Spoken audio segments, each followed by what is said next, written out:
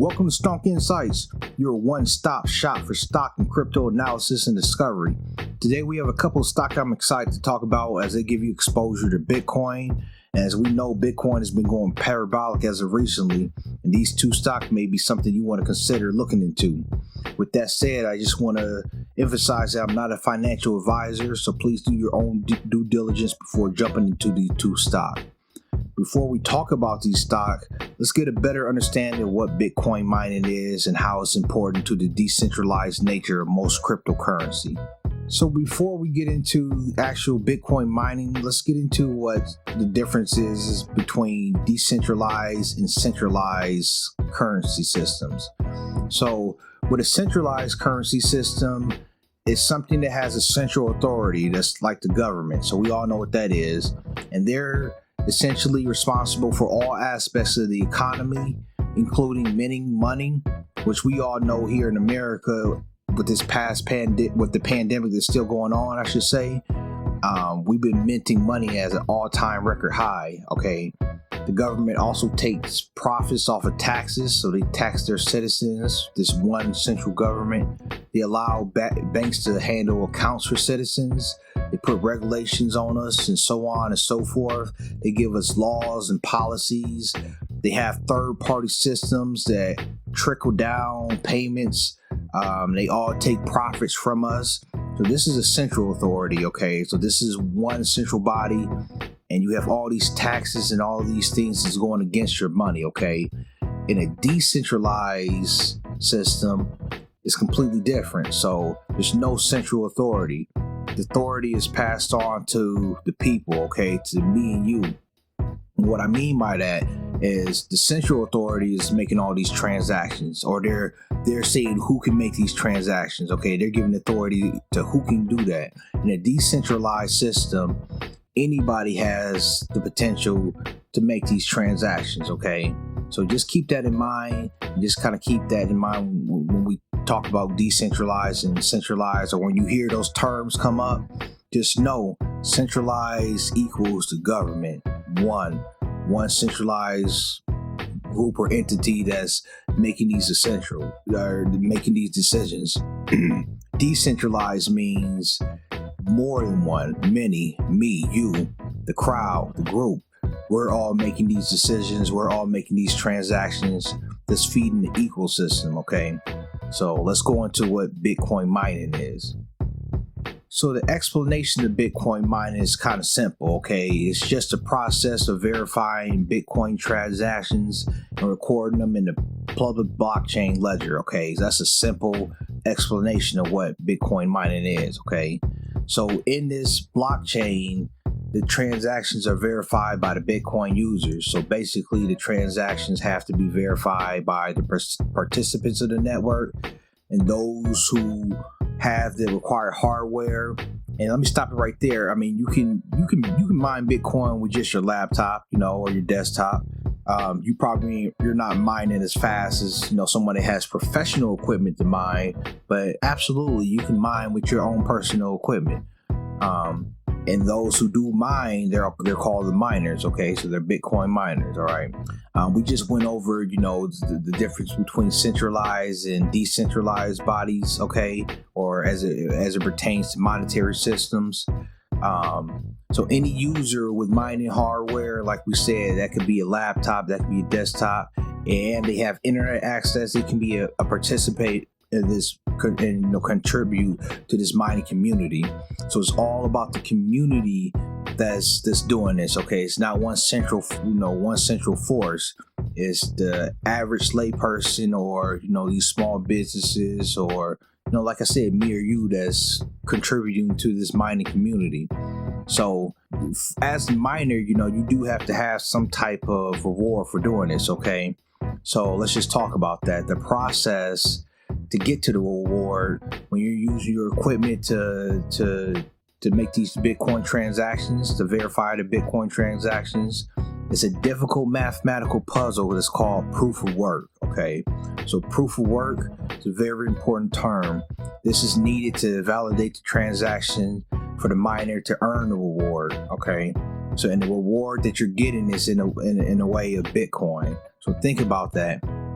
they're solving these difficult mathematical puzzles.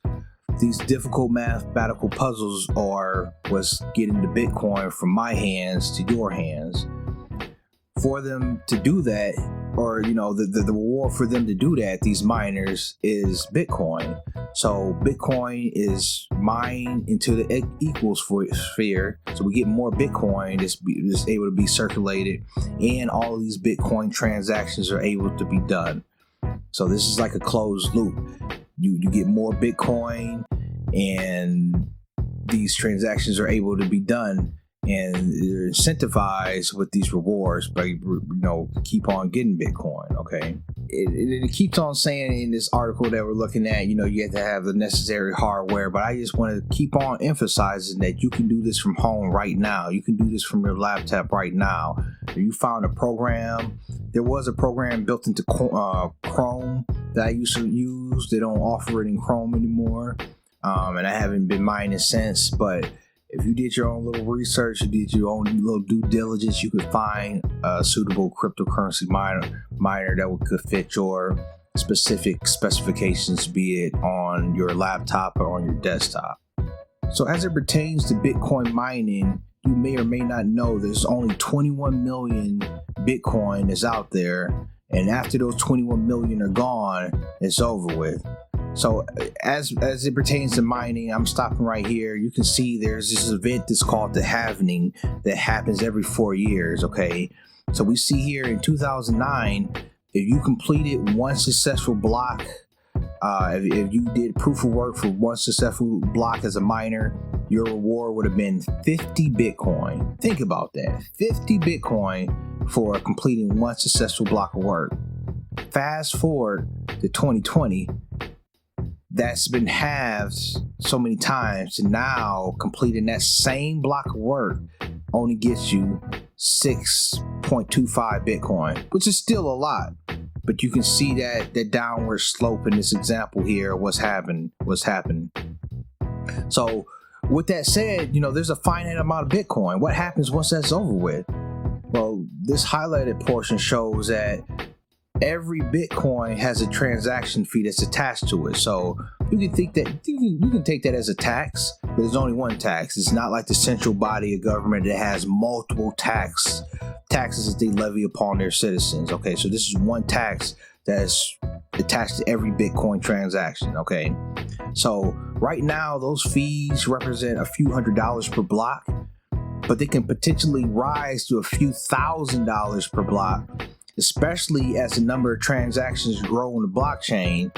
And if you look here at the special consideration, even though there's a finite amount of Bitcoin that's on the blockchain or right now, it's going to take at least 100 years before every last Bitcoin is mined off the blockchain.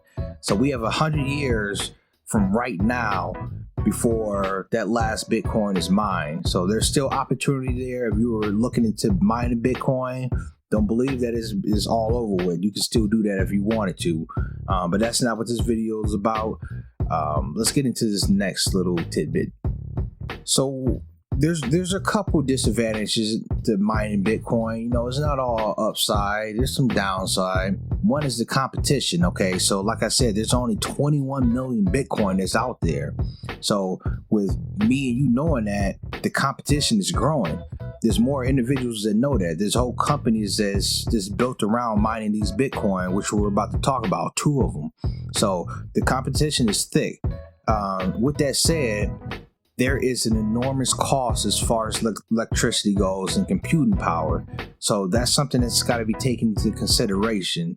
There is a break-even point.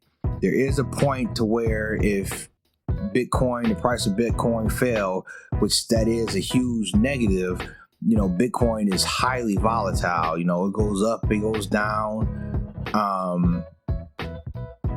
There's limited use of Bitcoin right now, but that's the change in the future. I don't want to get into that. But the biggest takeaway is, the disadvantages of mining are the competition, one, and the cost to actually mine, two. Okay, so we taking all those things in consideration. Let's look into these 2 companies. All right, so first we're talking about Riot Blockchain. So Riot Blockchain is focused on supporting the Bitcoin ecosystem through proof of work mining. We just talked about proof of work. That's the process of solving these super complicated mathematical puzzles, okay, to get the reward in the form of Bitcoin. So they're believers in the Bitcoin opportunity, and their continued efforts aimed at growing the community of mining operation demonstrates their commitment to the Bitcoin network. So they are believers.